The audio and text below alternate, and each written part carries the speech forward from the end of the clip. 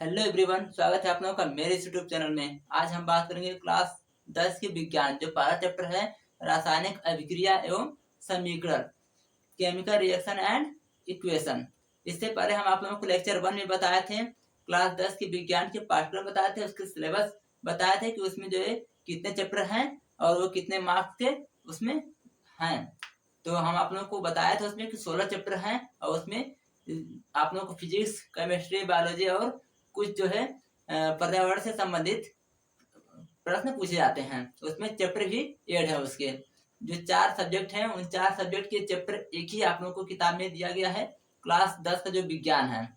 और एक बात है, शुरू करने से पहले हम आप लोगों को एक विशेष सूचना देना चाहते हैं कि अगर आप लोगों को मेरी वीडियो अगर आपको क्लियर नहीं दिखाई दे रही है तो आप हमारे वीडियो तो पहले क्या करें, हमारे वीडियो को क्लिक करें और हमारे वीडियो क्लिक करके उसमें सेटिंग का एक बटन दिया होगा, सेटिंग का ऑप्शन दिया है, उस सेटिंग के ऑप्शन को क्लिक कीजिए। उसके बाद आपको क्वालिटी दिखाएगा, जब क्वालिटी दिखाएगा तो उसके बाद जो है आप उस पर क्लिक कीजिए। क्वालिटी दिखाएगा, फिर क्वालिटी के नीचे आप लोग देखेंगे उस पर लिखा होगा एडवांस। एडवांस पे आप लोग क्लिक करेंगे तो उसमें आपको 480, 360 और 144 का दिया होगा। अगर आप लोग 144 पे देख रहे हैं तो हमारा जो वीडियो है वो आपको क्लियर नहीं दिखाई देगा। अगर आप उसको 360p पे करेंगे तो हमारी वीडियो आपको क्लीन दिखाई देगी। तो यही बातें आप लोगों को बतानी थी। चलिए अब हम बात करते हैं क्लास 10 के विज्ञान, जो पहला चैप्टर है रासायनिक अभिक्रिया एवं समीकरण, उस पर हम चर्चा करेंगे कि केमिकल रिएक्शन एंड इक्वेशन। पहले हम उसके डिफिनेशन की बात करेंगे, फिर उसके बाद हम बात करेंगे उसके एक एक पॉइंट पे। तो चलिए जो हमारा चैप्टर है उसको क्या है, पहले हम चैप्टर का नाम लिखते हैं।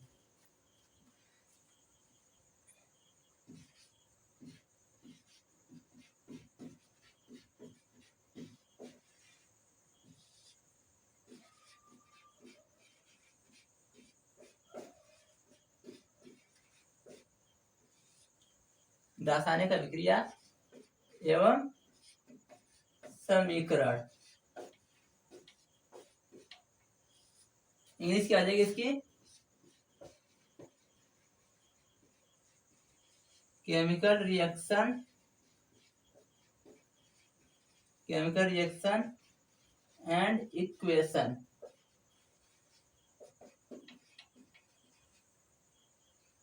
ये हो गई हमारी, ये हो गया हमारा चैप्टर 1, यूनिट 1। इकाई क्या है, इकाई 1 क्या है, रासायनिक अभिक्रिया एवं समीकरण, केमिकल रिएक्शन एंड इक्वेशन। तो चलिए पहले हम बात करेंगे रासायनिक अभिक्रिया क्या हो। यह ऐसी प्रक्रिया है जिसमें नए गुणधर्मों के साथ क्या होता है, नए पदार्थ का निर्माण होता है। तो इसी क्रिया क्या बोलते हैं, रासायनिक अभिक्रिया बोलते हैं। जैसे क्या हो गया, जैसे हो गया दूध से दही का बनना, और जो है जल से बर्फ का बनना, और जो है कुछ ऐसे ठोस पदार्थ होते हैं जो क्या होते हैं, द्रव और गैस में दोनों में चेंजेस हो जाते हैं। जैसे हो गया मोमबत्ती। तो यही बातें आप लोगों को बतानी थी। तो चलिए देखिए अब आगे, पहले हम बात करते हैं इसके डिफिनेशन की। तो डिफिनेशन क्या है इसकी, तो पहले हम इसकी डिफिनेशन लिखते हैं। रासायनिक अभिक्रिया का जो दिया है, रासायनिक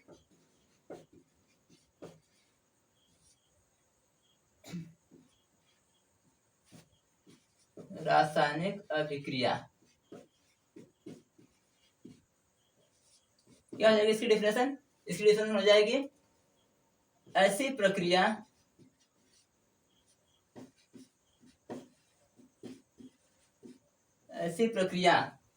जिसमें नए गुणधर्मों के साथ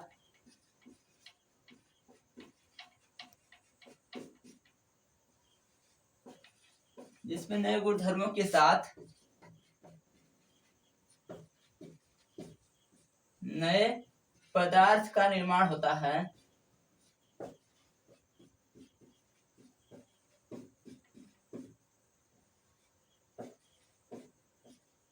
नए पदार्थ का निर्माण होता है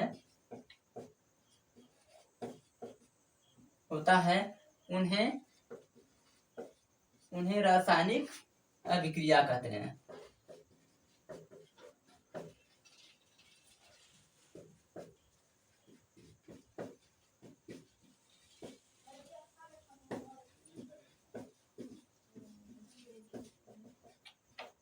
अब देखिए अगली हेडिंग क्या है, एक बार फिर देखिए डिफिनेशन क्या है। ऐसी प्रक्रिया, ये क्या है, प्रक्रिया है, ऐसी प्रक्रिया जिसमें नए गुणधर्मों के साथ नए पदार्थों का निर्माण होता है, उन्हें रासायनिक अभिक्रिया कहते हैं। ये हो गई इसकी डिफिनेशन। देखिए ये पहला हेडिंग हो गया। अब देखिए दूसरा हेडिंग क्या हो जाएगा, दूसरा हेडिंग है अभिकारक। अभिकारक हम आप लोग बताएंगे अभिकारक क्या है। अभिकारक इसकी इंग्लिश क्या हो जाएगी, रिक्टेंट। क्या हो जाएगी, रिक्टेंट। अभिकारक, अभिकारक क्या होते हैं, जो रासायनिक वे पदार्थ जो रासायनिक प्रक्रिया में क्या करते हैं, भाग लेते हैं, उन्हें क्या कहते हैं, अभिकारक कहते हैं, रिक्टेंट कहते हैं। तो इसका डिफिनेशन लिख लीजिए, क्या हो जाएगा, इसका डिफिनेशन हो जाएगा वे पदार्थ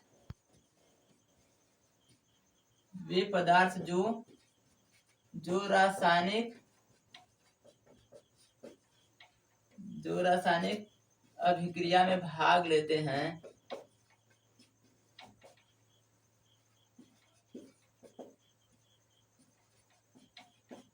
जो रासायनिक अभिक्रिया में भाग लेते हैं, उन्हें क्या कहते हैं, उन्हें कहते हैं अभिकारक। क्या कहते हैं, अभिकारक। इंग्लिश में क्या बोलते हैं, रिक्टेंट कहते हैं। ये हो गई इसकी डिफिनेशन। अब एक हेडिंग और है जो आप लोगों को जाननी बहुत ही बेहतर है। तो देखिए अगली हेडिंग क्या होगी, अगली हेडिंग हो जाएगी उत्पाद। क्या होगी, उत्पाद। इंग्लिश क्या हो जाएगा इसका, प्रोडक्ट। ये हो गया उत्पाद। इसकी डिफिनेशन क्या हो जाएगा, इसका होगा कि रासायनिक अभिक्रिया के फलस्वरूप जो नए पदार्थ का निर्माण होता है, उन्हें क्या बोलते हैं, उत्पाद कहते हैं। या फिर आप लोग ऐसे भी कह सकते हैं कि अभिकारकों में रासायनिक अभिक्रिया के फलस्वरूप जो नए पदार्थ बनते हैं, उन्हें क्या बोलते हैं, प्रोडक्ट बोलते हैं। क्या बोलते हैं, उत्पाद बोलते हैं। तो चलिए इसका हम डिफिनेशन लिखते हैं। इसका डिफिनेशन हो जाएगा वे पदार्थ जो रासायनिक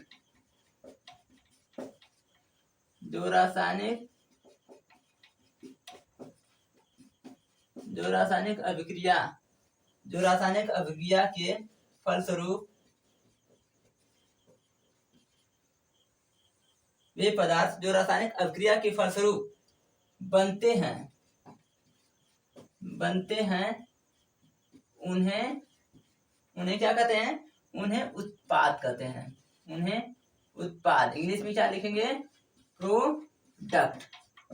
उन्हें प्रोडक्ट कहते हैं। ये हो गया इसका डेफिनेशन कि वे पदार्थ जो रासायनिक अभिक्रिया के फलस्वरूप बनते हैं, उन्हें उत्पाद कहते हैं। या फिर आप लोग ऐसे भी कर सकते हैं, जो आप लोगों को भी बताए हैं कि अभिकारकों में रासायनिक अभिक्रिया के फलस्वरूप जो नए पदार्थ बनते हैं, उन्हें क्या बोलते हैं, उत्पाद बोलते हैं। क्लियर। चलिए अब देखिए, अब क्या होते हैं, अभिकारक क्या होते हैं और उत्पाद क्या होते हैं, ये बातें हम आप लोग क्लियर कर देते हैं। और ये रासायनिक अभिक्रिया क्या होती है उनमें, तो देखिए जैसे हम आप लोगों को एक एग्जाम्पल बता रहे हैं, जगह तो कम है, हम आप लोगों को बताएंगे। चलिए देखिए इससे उदाहरण देखिए, एक बार समझाते रहे आप लोगों को। उदाहरण में जैसे हो गया यहाँ पे, जैसे हो गया जिंक में हम जैसे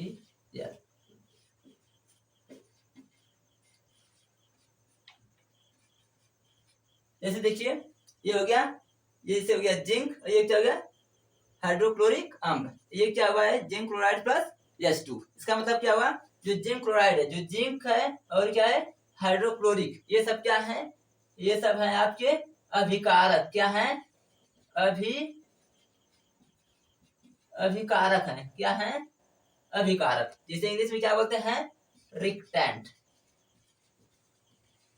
इतनी बात आप लोग ध्यान दीजिएगा। जो जिंक है और ये क्या है, हाइड्रोक्लोरिक अम्ल है, ये सब क्या है, अभिकारक है। इन दोनों में जो क्या हुआ है, अभिक्रिया हुआ है। क्या हुआ है, जब इनको जब गर्म किए हैं, तब क्या बना है, जिंक क्लोराइड बना है, और इसमें हाइड्रोजन क्या हो रही है, ऊपर उड़ रही है। हाइड्रोजन क्या हो रही है, ऊपर उड़ रही है। तो ये जो बना है, ये जो पदार्थ जो बना है, ये पदार्थ, इस पदार्थ को क्या बोलते हैं, उत्पाद बोलते हैं। क्या बोलते हैं, उत्पाद, इंग्लिश में क्या बोलते हैं, प्रोडक्ट, क्या बोलते हैं, प्रोडक्ट बोलते हैं।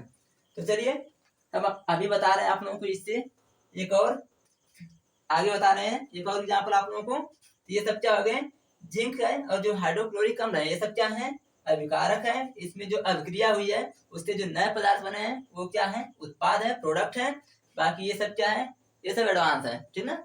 चलिए जैसे कि एग्जाम्पल और देखिए, जैसे ये तो इतना हो गया, और देखिए अब क्या हो जाएगा, जैसे देखिए ये तो पहला एग्जाम्पल था, जिंक और क्या था, हाइड्रोक्लोरिक अम्ल था। ये दोनों क्या थे, अभिकारक थे, और ये जब गर्म किया गया तो क्या बना, जिंक क्लोराइड। ये हो गया उसका जो बना है पदार्थ नया, वो क्या हुआ, प्रोडक्ट हुआ। क्लियर। अब देखिए एग्जाम्पल देखिए, जैसे यहाँ पे दूसरा एग्जाम्पल, जैसे यहाँ पे हो गया कार्बन प्लस क्या हो गया, कार्बन प्लस हो गया यहाँ पे ऑक्सीजन, कार्बन प्लस ऑक्सीजन। इन्हें जब क्या किया गया, इनमें जब रासायनिक अभिक्रिया हुई तो क्या बना, CO2, कार्बन डाइऑक्साइड बना। अब देखिए, अब जिसमें जो जो कार्बन है और ये क्या है, ऑक्सीजन, ये सब क्या है, ये है अभिकारक। क्या है, ये दोनों है अभिकारक। कैसे अभिकारक है, क्योंकि ये क्या है, रासायनिक अभिक्रिया में क्या कर रहे हैं, भाग ले रहे हैं। तो ये क्या हो गए, रिक्टेंट, क्या हो गए, रिक्टेंट। अब देखिए इससे जो नया पदार्थ बना, नया पदार्थ क्या बना है, कार्बन डाइऑक्साइड CO2। तो ये क्या आ जाएगा, ये हो जाएगा आपका प्रोडक्ट। क्या होगा, प्रोडक्ट बन गया। प्रोडक्ट मतलब क्या हो गया, उत्पाद। और ये क्या बन गया, अभिकारक, अभिकारक। तो देखिए यही बातें हैं कि जो सी है, देखिए अब आप लोग कहेंगे कि इसे संतुलित नहीं किए, ये संतुलित नहीं हुआ है। इसमें देखिए ऑक्सीजन कितना है, इसमें ऑक्सीजन 2 है, इसमें ऑक्सीजन क्या है, 1 है। लेकिन ये चीजें हम आप लोगों को बताएंगे किसमें, लेक्चर, अगले लेक्चर में बताएंगे आप लोगों को। इसे संतुलित करेंगे, जो दिया है, जो तत्व जो दिए हैं, जो पदार्थ दिए हैं, इनको हम क्या करेंगे, अगले लेक्चर में इन्हें संतुलित करेंगे। इनमें जो जो परमाणु भार और क्या होने, बराबर होने चाहिए। ये दोनों क्या होंगे, ये दोनों आपस में बराबर होना चाहिए, लेफ्ट एंड राइट क्या होना चाहिए, इक्वल होना चाहिए। तब हमारा जो समीकरण होगा वो हमारा सही माना जाएगा, वरना क्या होगा, गलत माना जाएगा। तो देखिए एक बार फिर से देखिए, जो कार्बन और क्या ऑक्सीजन क्या है, अभिकारक है, और जो कार्बन डाइऑक्साइड वो क्या है, उत्पाद है। इनसे बना है ना, इनसे अभिक्रिया करने के बाद जो नए पदार्थ बने वो क्या हो गए हैं, प्रोडक्ट हो गए हैं। तो यही बात है आप लोगों को बतानी थी। देखिए इसे अगर संतुलित करना है तो क्या करेंगे, इसमें ऑक्सीजन कितना है, इसमें ऑक्सीजन है यहाँ पे 2 दिया है, तो इसमें हम क्या करेंगे, यहाँ पे 2 दे देंगे। अभी हमारा क्या हुआ, संतुलित हो गया। तो ऐसे ही क्या करना है, इसको संतुलित करना है। चलिए अब आगे देखिए,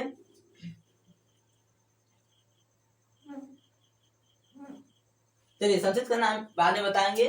अब देखिए दूसरा क्या होगा, दूसरा जैसे यहाँ पे हो गया हाइड्रोजन, फिर क्या हो गया प्लस क्लोरीन।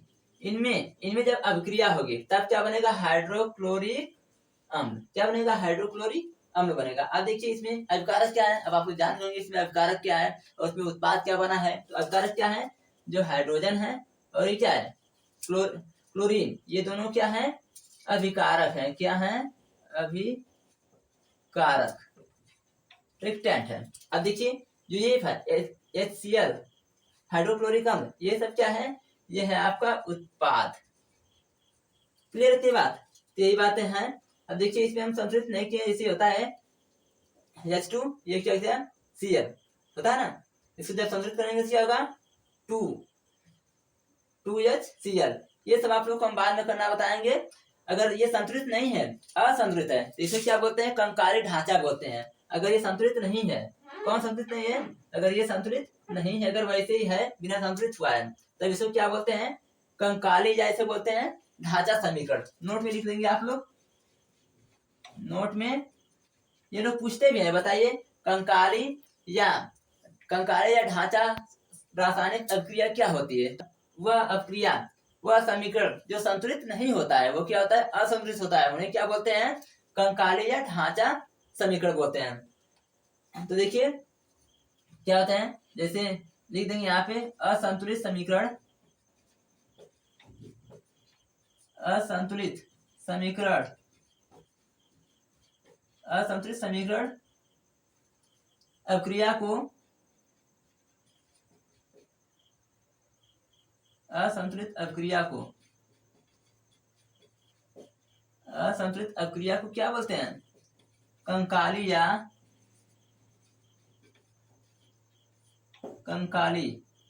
कंकाली या क्या बोलते हैं? ढांचा समीकरण बोलते हैं। क्या बोलते हैं? ढांचा समीकरण कहते हैं। तो इतनी बातें आप लोग क्लियर होनी चाहिए। जो बातें जो आप लोग बताए हैं कि ये सब क्या है, इधर के जो पार्ट होते हैं वो सब क्या होते हैं? अभिकारक। इधर जो होते हैं वो नए पदार्थ बनेंगे, उनसे वो क्या होंगे? उत्पाद होंगे। जैसे यहाँ पे हो गए हाइड्रोजन और क्लोरीन हो गए, ये सब क्या है? अभिकारक हो गए। इससे जो पदार्थ बना है वो क्या हो गया? उत्पाद हो गया। और नोट में अगर ये संतुलित नहीं हुआ है तो वो क्या होंगे? संतुलित करना हम आप लोग को बताएंगे अगले लेक्चर में। आप लोग इस पर फोकस मत कीजिए, अभी आप लोग केवल देखिए कौन से अभिकारक कौन से उत्पाद है। इस लेक्चर में हम बस यही चीज पढ़ेंगे कि उत्पादक क्या है और अभिकारक क्या है। आगे संतुलित करना हम आप लोगों को बताएंगे जो समीकरण है। तो देखिए, अगर संतुलित नहीं है, असंतुलित है, तो उन्हें क्या बोलते हैं? कंकाली या ढांचा समीकरण बोलते हैं। तो चलिए अब हम अगला जो हेडिंग है उसकी बात करते हैं। हम देखते हैं रासायनिक अभिक्रिया के अभिलक्षण क्या है। जो रासायनिक अभिक्रिया के जो अभिलक्षण है वो क्या है, अब हम उनकी बात करेंगे। तो चलिए देखिए रासायनिक अभिक्रिया के क्या क्या लक्षण हैं।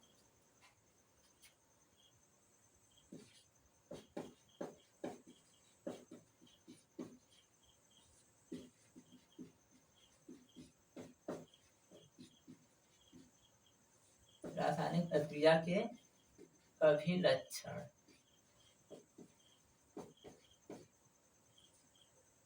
रासायनिक अभिक्रिया के अभिलक्षण, इसका इंग्लिश क्या हो जाएगा? कैरेक्टरिस्टिक ऑफ केमिकल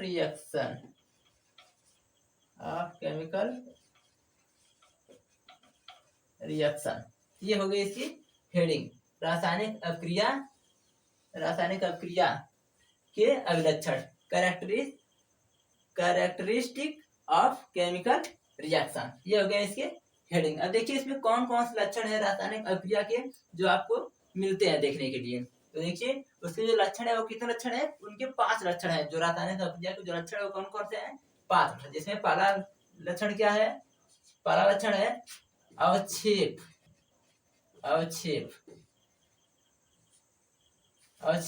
का बनना। इसकी इंग्लिश क्या आ जाएगी? फॉर्मेशन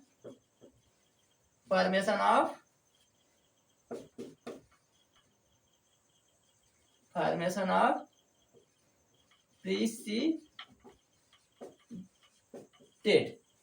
प्रीसिपिटेट हो जाएगा। क्या हो जाएगा? अवक्षेप का बनना, फॉर्मेशन ऑफ प्रीसिपिटेट। अब देखिए दूसरा क्या होगा? जो दूसरा लक्षण है वो क्या है? दूसरा लक्षण है रंगों में परिवर्तन। जो रासायनिक अभिक्रिया होगी उनमें क्या होंगे? रंग में परिवर्तन होंगे। तो रंगों में परिवर्तन, चेंज इन कलर्स, ये हो जाएंगे चेंज इन कलर्स। अब देखिए जो तीसरा है रासायनिक अभिक्रिया के जो लक्षण है वो क्या है? ताप में परिवर्तन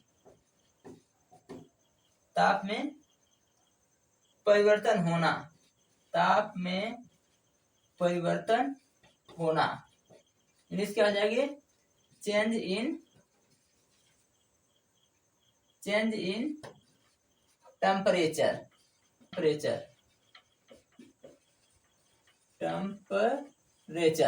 ये हो जाएंगे। देखिए जो चौथा है वो क्या है?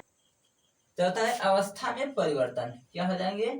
अवस्था में परिवर्तन क्या हो जाएगा? Change in state. अब देखिए जो पांचवा है, जो लास्ट वाला है वो क्या है? लास्ट वाले में क्वेश्चन भी पूछा जाता है आप लोगों को। ये होगा गैस में परिवर्तन।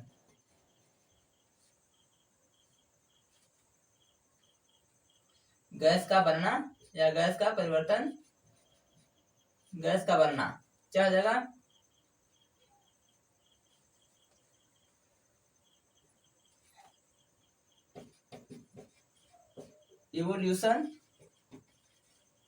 इवोल्यूशन ऑफ गैस, ये हो जाएगा इवोल्यूशन ऑफ गैस। एक बार फिर देख लीजिए रासायनिक अभिक्रिया के लक्षण क्या है, रासायनिक अभिक्रिया के कितने हैं, देखिए ये सब है।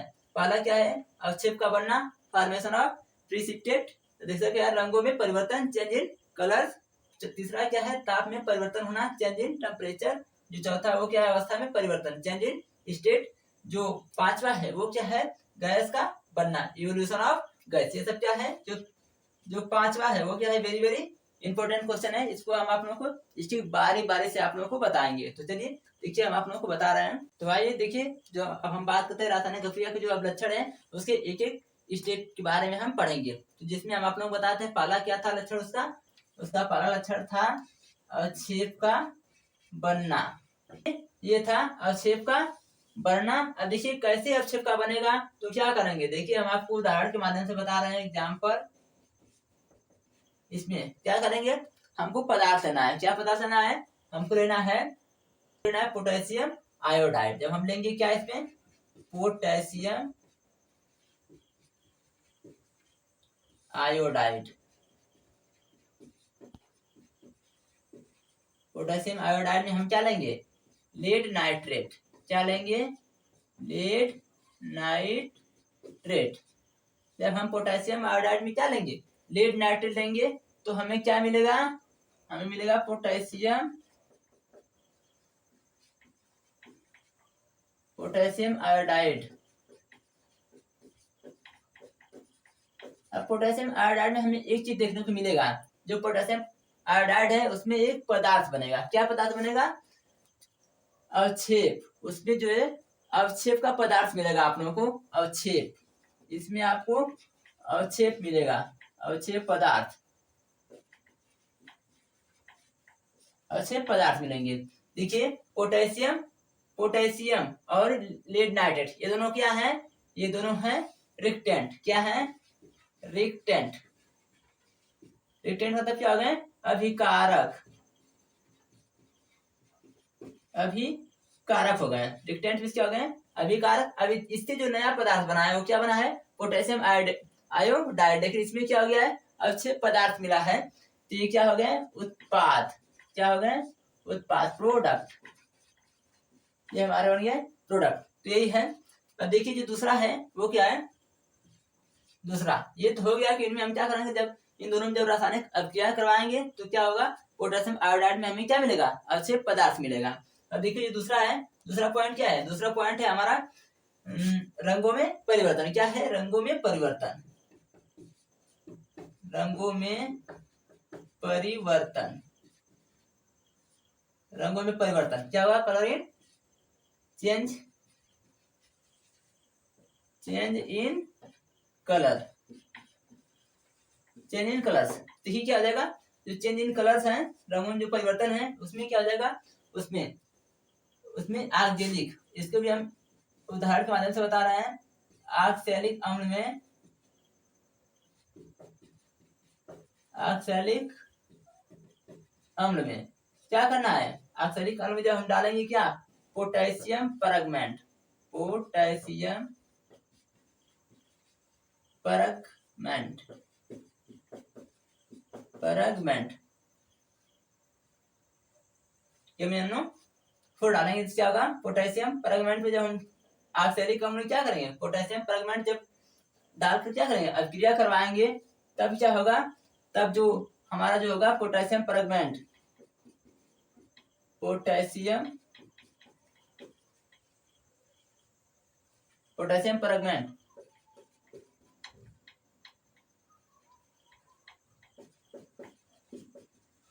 पोटेशियम परगमेंट में क्या होगा, जो उसका जो कलर है, किसका, पोटेशियम परगमेंट का जो कलर कैसा है, जामुनी, जामुनी या क्या होगा, जामुनी या बैगनी। जो पोटेशियम परगमेंट में क्या होता है, जामुनी या बैगनी जो रंग होगा वो सब क्या होंगे, वो सब खत्म हो जाएंगे, क्या होंगे, विलुप्त हो जाएंगे।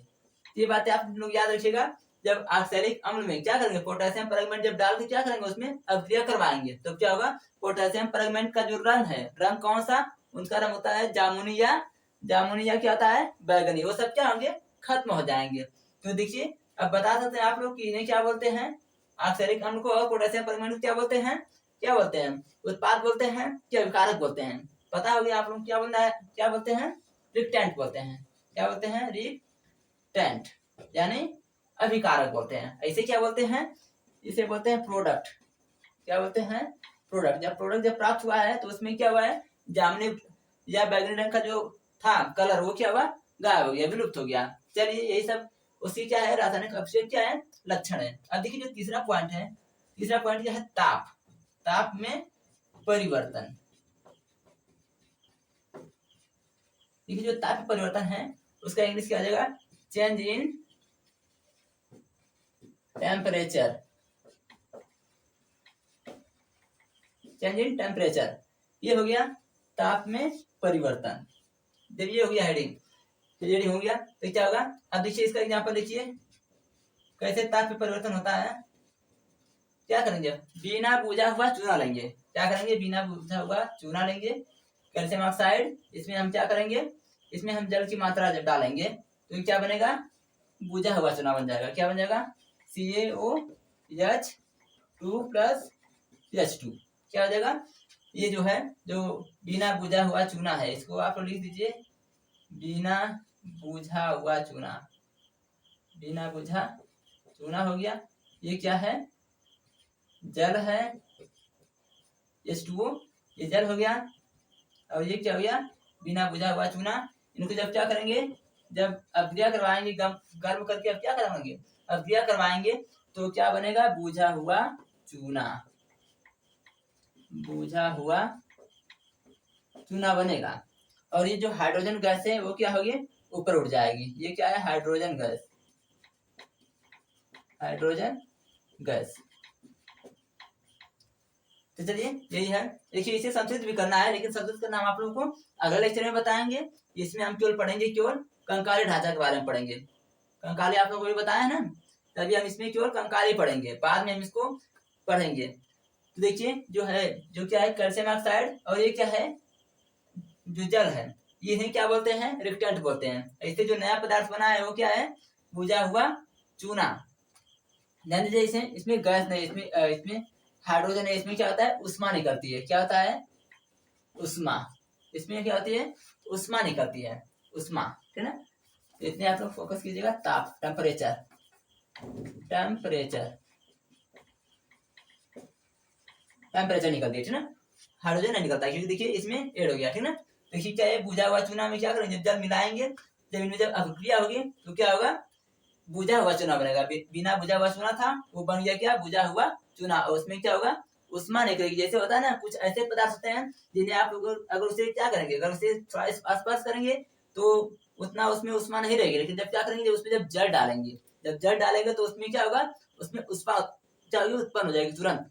तुरंत आपको देखने जब आसपास करेंगे तो उनमें जो ताप है वो ताप में आपको आपको डिफरेंस दिखाई देगा, ये पहले क्या था और अब क्या है। यही बात तो हो गई। अब अगला क्या है, अगला पॉइंट, अगला पॉइंट है आप लोगों का अवस्था में परिवर्तन। क्या है अवस्था में परिवर्तन।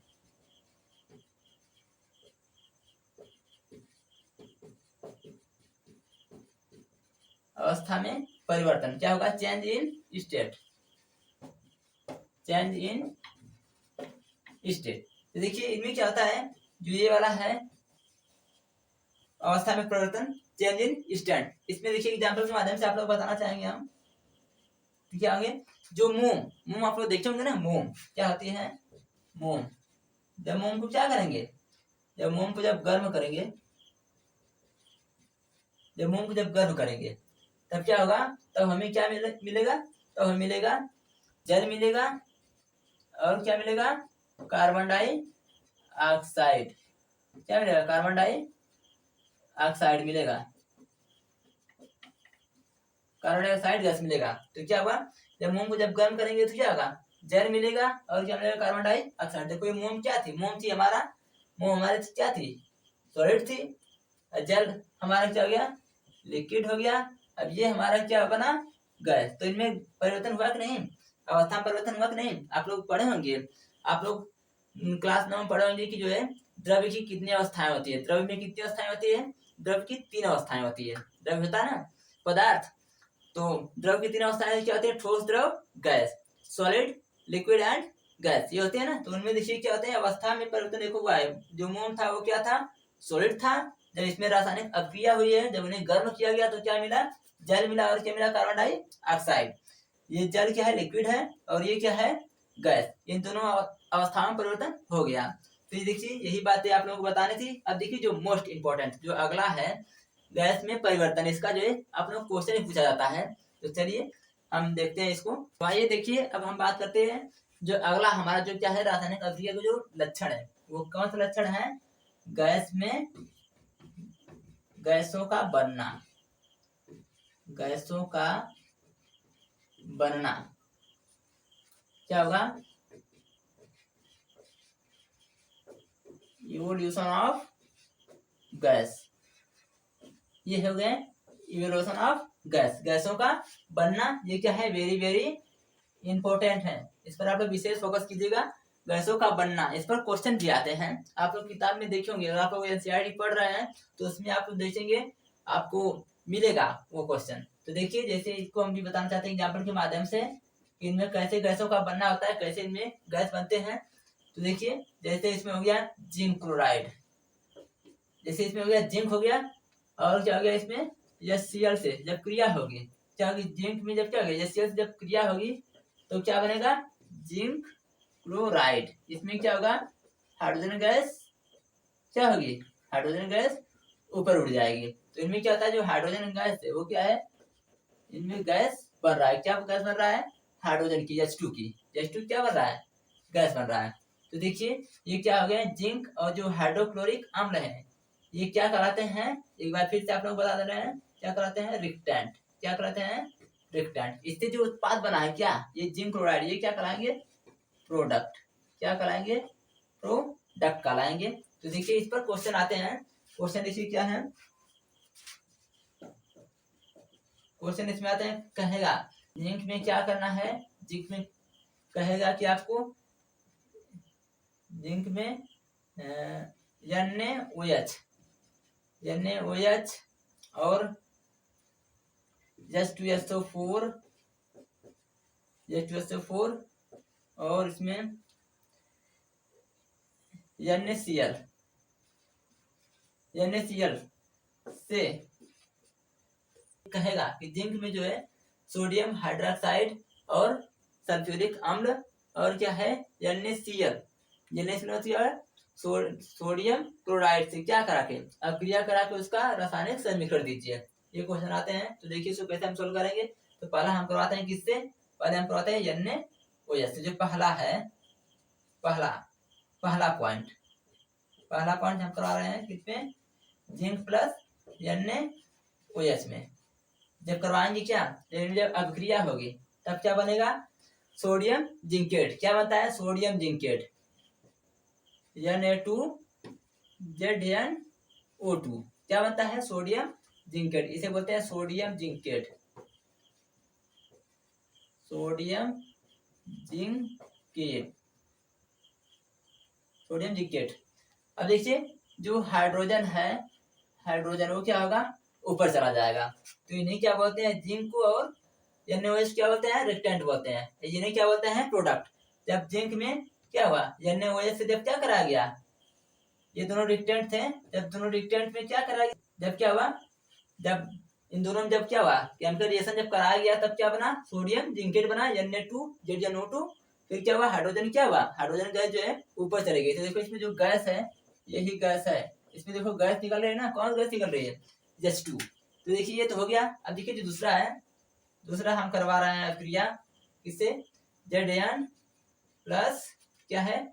H2SO4 सल्फ्यूरिक अम्ल करवा रहे हैं। ये हो गया जिंक, ये हो गया सल्फ्यूरिक अम्ल,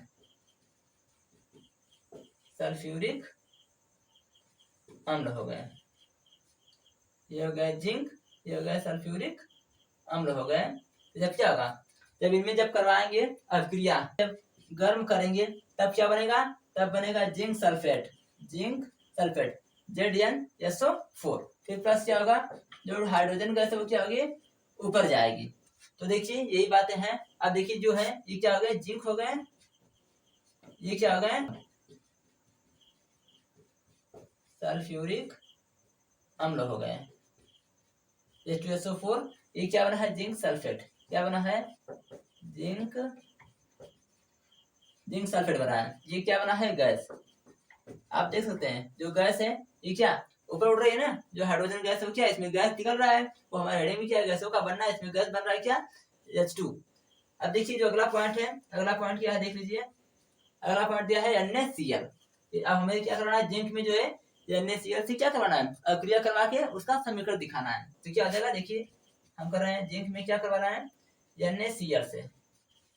जब NaCl से क्या करवाएंगे, NaCl से जब क्या करवाएंगे, अभिक्रिया करवाएंगे। अभिक्रिया करवाएंगे तब क्या होगा, तब बनेगा, तब नो रिएक्शन, नो रिएक्शन, कोई रिएक्शन नहीं होगा। क्यों, जब जिंक में जब NaCl से क्या करवाएंगे, रिएक्शन करवाएंगे तो उसमें नो रिएक्शन, कोई रासायनिक अभिक्रिया नहीं होगी। क्यों, क्योंकि जो जिंक है और जो NaCl है, ये जो धातु है, ये क्या है, ये जो कम क्रियाशील होते हैं, ये क्या होते हैं, कम क्रियाशील होते हैं, इसलिए क्या होते हैं, ये विस्थापित नहीं होते हैं। जो जिंक है और क्या NaCl, ये क्या होते हैं, कम क्रियाशील होते हैं, इसलिए क्या होते हैं, विस्थापित नहीं होते हैं। इसलिए इनमें क्या होता है, इनमें कोई भी रासायनिक अभिक्रिया नहीं होती है। अगर आपने उससे अगर पूछा जाए कि जिंक में अगर NaCl से अगर अभिक्रिया कराया जाए तो क्या मिलेगा, कोई परिणाम मिलेगा, नहीं। आप बताएंगे नहीं, इसमें कोई परिणाम नहीं मिलेगा। अगर जिंक में अगर NaCl से अगर करवाएंगे अभिक्रिया, उसमें कोई चेंजेस नहीं होगा। क्यों, क्योंकि क्या होते हैं, ये दोनों जो है बहुत ही कम सक्रिय होते हैं, इसलिए ये विस्थापित नहीं हो पाते हैं, इसलिए इनका जो है रासायनिक अभिक्रिया नहीं बनाया जाता है। तो इतनी बात आप लोग ध्यान दीजिएगा। चलिए अब हम मिलते हैं अगले वीडियो में। उस वीडियो में हम आप लोगों को बताएंगे कि समीकरण को कैसे संतुलित करें, कैसे उसको हम जो उसका जो बैलेंस होता है लेफ्ट एंड राइट जो दिया है LHS और RHS, इधर क्या हो गया LHS, इधर क्या हो गया RHS, मतलब ये सब क्या होना चाहिए, दोनों को बैलेंस बराबर होना चाहिए, तब हमारा जो है जो समीकरण होगा उसको संतुलित माना जाएगा। अन्यथा उसे क्या माना जाएगा, अन्यथा उसे माना जाएगा कंकाली समीकरण माना जाएगा, उसे ढांचा समीकरण कहा जाएगा, ठीक है ना। तो समीकरण पूरा नहीं हो पाएगा, इसलिए यदि तो हम आप लोगों को ये बिना कुछ संतुलित किए बताए हैं, जब बताएंगे संतुलित करना तब आप लोग सीख जाएंगे। ओके, तब तक आप इतने फोकस कीजिए, मिलते हैं अगले वीडियो में, तब तक के लिए धन्यवाद।